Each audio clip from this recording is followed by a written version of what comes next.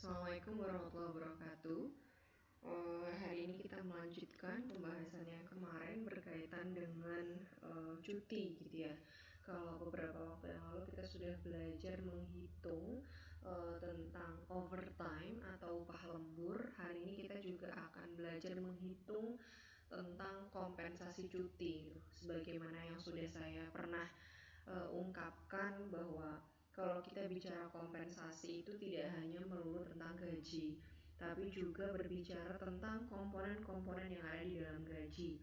Ada upah lembur, ada insentif, ada juga cuti yang tidak diambil, itu harus kita hitung, kemudian harus kita kompensasi gitu ya. Jadi pada hari ini kita akan mengupas tentang cuti. Sebenarnya apa itu cuti dan bagaimana kita mengkompensasikan cuti tersebut. Yang pertama, kita pahami dulu sebenarnya apa sih definisi dari cuti. Jadi cuti ini adalah suatu keadaan tidak masuk kerja yang diizinkan di dalam waktu tertentu. Itu disebut sebagai cuti. Jadi seorang karyawan itu ketika dia sudah bekerja, mereka juga diizinkan untuk tidak masuk kerja dalam waktu tertentu. Tujuannya apa?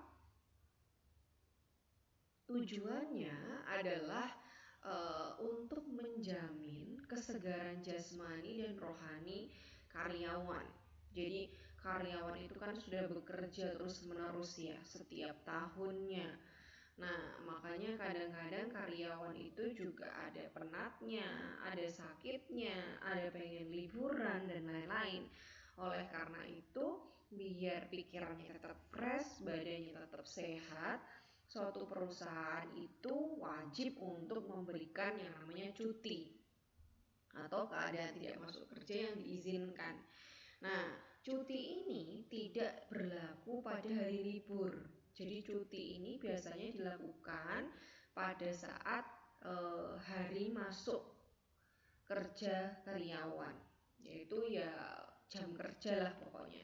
Terus kemudian dia nggak masuk dan mendapatkan izin dari perusahaan, maka itu disebut sebagai cuti. Nah, cuti ini itu ada berbagai macam jenisnya. Di sini saya jelaskan ada 5 jenis cuti yang harus teman-teman pahami. Jadi ada cuti tahunan, ada cuti besar, ada cuti keperluan penting, ada cuti sakit, dan ada yang namanya cuti maternal gitu ya. Ini adalah jenis-jenis cuti. Nah, oleh karena itu kita perlu membahas satu persatu dari definisinya, syaratnya gitu kan. Nah, ini wajib kita pahami. Yang pertama ini adalah cuti tahunan. Jadi sebenarnya cuti tahunan itu apa? Berdasarkan Undang-Undang Nomor 13 Tahun 2003 Pasal 79 Ayat 25, seorang pekerja itu berhak atas cuti tahunan sekurang-kurangnya 12 hari kerja. Jadi selama 1 tahun penuh bekerja, mulai dari Januari hingga Desember, seorang karyawan, pekerja ataupun buruh, dia berhak atas cuti tahunan selama 12 hari kerja. Namun, untuk bisa mendapatkan hak cuti tahunan selama 12 hari kerja ini, ada syarat-syaratnya. Syaratnya apa saja? Yang pertama, pekerja telah bekerja sekurang-kurangnya 1 tahun. Jadi untuk bisa mendapatkan cuti tahunan, seorang karyawan, seorang pekerja ataupun buruh itu harus sudah bekerja minimal 1 tahun. Kalau belum bekerja minimal 1 tahun, baru 10 bulan, 11 bulan, 11 bulan lebih 25 hari, itu belum berhak mendapatkan cuti tahunan. Gitu ya. Jadi harus minimal 1 tahun bekerja. Nah, lamanya cuti tahunan itu adalah 12 hari kerja. Nah, cuti tahunan ini minimal diambil 3 hari berturut-turut. Jadi boleh kalau kita mau cuti 3 hari berturut-turut, nggak apa namanya, nggak ada masalah gitu. Kita tinggal minta izin. Namun, untuk bisa mendapatkan cuti tahunan ini, seorang karyawan harus membuat pernyataan tertulis. Jadi harus ada pernyataan bahwa dia cuti dan alasannya apa, gitu. Kalau kita belum membuat pernyataan tertulis, terus kemudian kita ajukan, ya tidak bisa kita untuk melakukan cuti. Jadi cuti ini juga harus dengan izin. Nggak boleh kita tanpa izin gitu terus tiba-tiba cuti sakar PDW, tidak bisa. Jadi kita harus cuti dengan membuat surat permohonan izin cuti. Kemudian cuti itu juga nanti akan di ACC atau tidak oleh perusahaan. Jadi ini bisa di ACC dan bisa enggak. Cuman intinya kalau misalkan perusahaan lagi butuh, kamu bisa aja, teman-teman bisa aja tidak diberikan izin cuti. Tapi nanti di waktu yang lain terus mengajukan lagi, ya terus bisa aja boleh gitu ketika kondisi perusahaannya juga tidak terlalu sibuk gitu misalnya. Jadi ini yang disebut sebagai cuti tahunan yang lamanya adalah 12 hari. Jadi selama 1 tahun itu kita bisa cuti misalkan ya setiap bulan aku cuti 1 hari, nggak apa-apa, boleh. Selanjutnya ada namanya cuti besar, tapi yang perlu digarisbawahi itu tidak semua perusahaan atau instansi ini bisa memberikan izin cuti besar. Jadi ini tergantung perusahaannya. Nah, untuk cuti besar ini ada syaratnya. Syaratnya adalah pekerja yang telah bekerja minimal 6 tahun secara terus-menerus pada perusahaan berhak untuk mendapatkan cuti besar selama 3 bulan. Jadi kalau kita udah bekerja selama minimal 6 tahun, terus setelah itu kayaknya aduh aku pengen liburan ke Amerika, apa pengen liburan ke Eropa 3 bulan gitu. Boleh, asalkan sudah 6 tahun bekerja.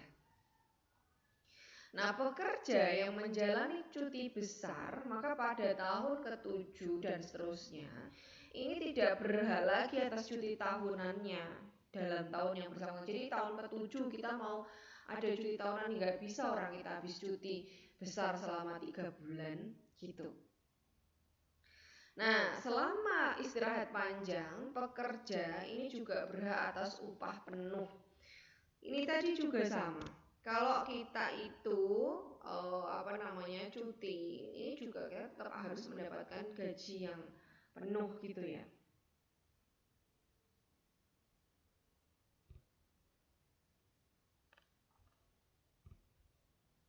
Ini juga kalau cuti 3 bulan kita juga berhak atas upah penuh.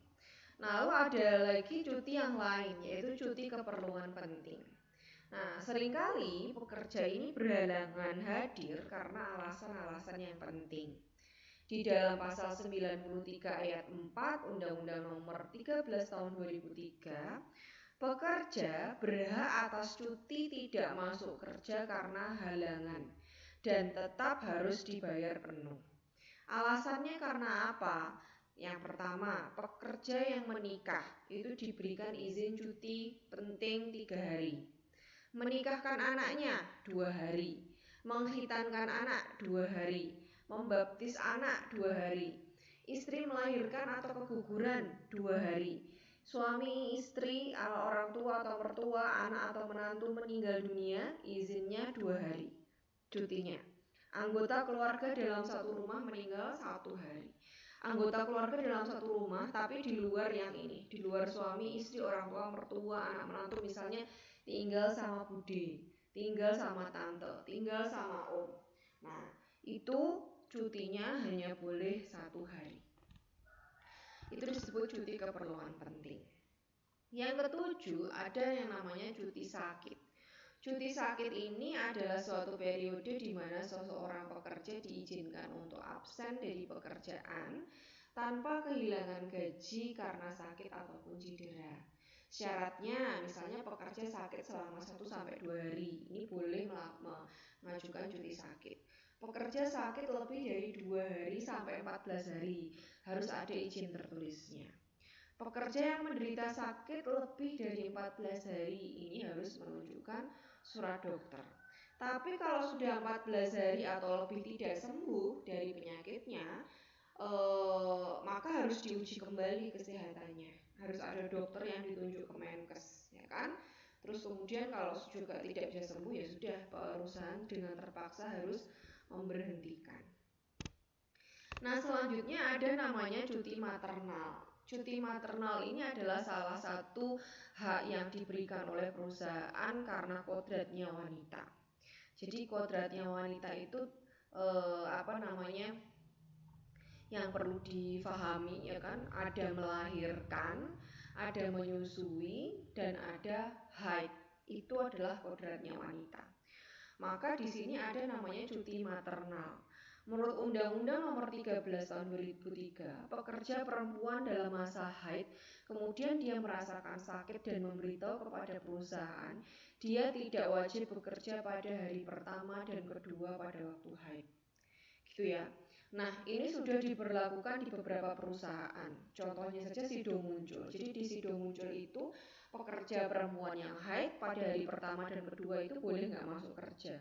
Tapi ketika dia itu masuk kerja, berarti cuti maternalnya nggak diambil, dia akan mendapatkan kompensasi gitu, akan diberikan reward gitu dari hari yang dia itu tetap memaksakan diri untuk masuk.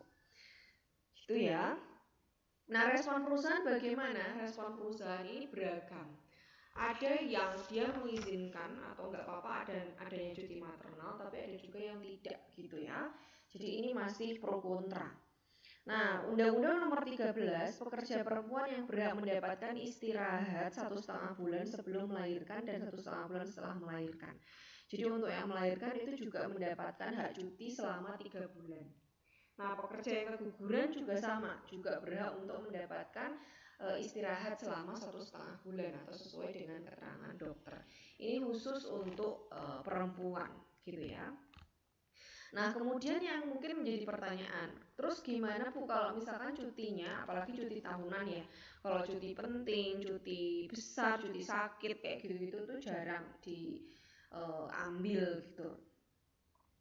Kalau misalkan kita bicara cuti tahunan, terus cuti tahunannya tidak diambil, bagaimana kita menghitung kompensasinya? Nah, ini saya berikan contoh. Jadi ada seorang karyawan, gaji pokok dan tunjangannya itu 3.300.000 dengan asumsi cuti tahunannya utuh 12 hari. Maka berapa upah cuti yang harus dibayarkan? Ya kita tinggal hitung aja. Gajinya itu dibagi dengan 30. 30 ini apa? 30 ini adalah konstanta.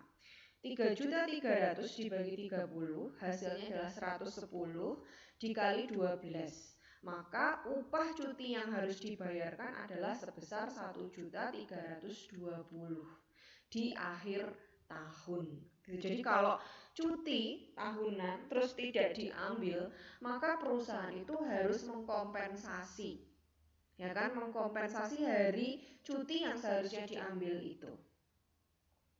Jadi ini adalah besaran gajinya dibagi 30 dikali jumlah cuti hak hari cuti yang tidak diambil, gitu ya. Itu adalah rumusnya. Nah, oleh karena itu ini saya berikan tugas gitu kan untuk teman-teman semua biar berlatih gitu dan bisa memahami bagaimana jika seorang karyawan itu tidak mendapat atau tidak mengambil cuti, berapakah kompensasi yang harus dibayarkan. Mohon ini untuk bisa dikerjakan, dikumpulkan maksimal hari ini jam 12. Soalnya gampang, saya kira ini nggak sampai setengah jam udah bisa selesai, hitungannya mudah. Silahkan nanti dikumpulkan di Google Meet, di Google Classroom, nanti dengan tulis tangan ya, maksimal hari ini jam 12 siang. Itu kira-kira yang bisa saya sampaikan. Saya akhiri. Wassalamualaikum warahmatullahi wabarakatuh.